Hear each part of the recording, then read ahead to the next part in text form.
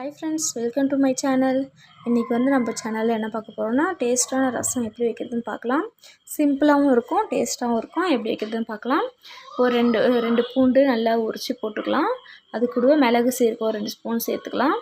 இப்போ அது கூடவே கருவேப்பிலையும் வச்சு நம்ம இஞ்சி துண்டு ஒரு துண்டு வச்சு நம்ம அரைச்சி எடுத்துக்கலாம். இப்போ புளி கரைச்சிட்டு புளியில் ஒரு தக்காளியும் சேர்த்து கரைச்சிருக்கேன். கரைச்சிட்டு அந்த திப்பிலாம் இருக்கும் இல்லையா, அது எடுத்து நம்ம மிக்ஸி ஜாரில் போட்டு மறுபடியும் அரைச்சி எடுத்துக்கலாம். இப்போ ஒரு தக்காளி மட்டும் போட்டு நம்ம லைட்டாக கரைச்சிக்கலாம். புளி கரைச்சி வச்சுருக்கோம், அதிலே போட்டு கரைச்சிக்கலாம்.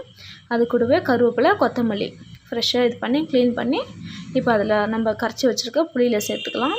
அது கூட இப்போ நம்ம அரைச்சி வச்சுருக்க மிளகு சீரகம் அதெல்லாம் இருக்குல்ல, அதையும் இதில் கலந்துக்கலாம். இப்படி இந்த மிளகு சீரகத்து கூட இஞ்சி ஒரு துண்டு வச்சு அரைச்சோம்னா நல்லா டேஸ்ட்டாக இருக்கும், வாசனையாகவும் இருக்கும். என்னுடைய பாத்திரம் சின்னதாக இருக்குதான், இந்த வேறு பாத்திரத்தில் மாற்றிக்கிறேன். இப்போ நம்ம போட்டிருக்க எல்லா இன்க்ரீடியன்ஸும் நம்ம நல்லா கரைச்சி எடுத்துக்கலாம். இப்போ கருவேப்பிலை ரசத்தில் போட்டிருக்க ரசம் தாளிக்கு என்னென்னலாம் நம்ம எடுத்துருக்குறோமோ அதையெல்லாம் நல்லா போட்டு ஒரு வாட்டி லைட்டாக கரைச்சி எடுத்துக்கலாம். தக்காளியெலாம் நல்லா மசிகிற மாதிரி நம்ம கரைச்சி எடுத்துக்கலாம். இப்போ பாருங்கள், எல்லாமே நான் கரைச்சி எடுத்தாச்சு. அவ்வளோதான். இப்போ நம்ம தாளிக்க வேண்டியது தான். இது போல் ஒரு ட்ரை பண்ணி பாருங்கள். இது கூட ஒரு ஸ்பூன் இல்லைன்னா ஒரு அரை ஸ்பூன் மஞ்சத்தூள் சேர்த்துக்கலாம். அவ்வளோதான், இது முடிஞ்சிச்சு. இப்போ நம்ம கரைச்சி வச்சாச்சு.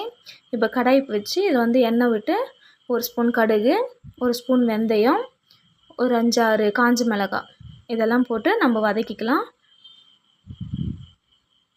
இப்போ லைட்டாக இதெல்லாம் வதங்கின பிறகு நம்ம ஒரு அரை ஸ்பூன் அளவுக்கு பெருங்காயத்தூள் சேர்த்துக்கலாம். இவ்வளோதாங்க ரசம் தாளிக்கிறதுக்கு.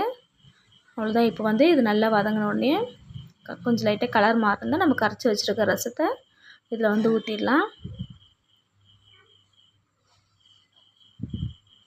அவ்வளோதான் ஃப்ரெண்ட்ஸ், நம்ம ரசம் தாளிச்சாச்சு. ரசம் லைட்டாக மூடி போட்டு லைட்டாக கொதி வரும்போது நம்ம இறக்கிடணும். இங்கே பாருங்கள், நான் காட்டுறேன். ரசம் ரொம்ப கொதிக்கக்கூடாது. இது மாதிரி லைட்டாக அந்த சைட்லாம் பபிள்ஸ் வரும். அந்த டைம்லேயே நம்ம லைட்டாக கொதித்து வரும்பொழுது நம்ம தண்ணி ஊற்றி ஆஃப் பண்ணிடணும். இவ்வளோ இவ்வளோ ரொம்ப கொதிக்க விடக்கூடாது. அவ்வளோதான், முடிஞ்சிச்சு. பாருங்கள், அவ்வளோதான். ரசம் இந்த அளவு கொதிச்சாலே போதும், கரெக்டாக இருக்கும். அவ்வளோதான், ஸ்டவ் ஆஃப் பண்ணிடலாம் ஃப்ரெண்ட்ஸ். இந்த வீடியோ உங்களுக்கு பிடிச்சிருந்தா லைக் பண்ணுங்கள், ஷேர் பண்ணுங்கள், கமெண்ட் பண்ணுங்கள்.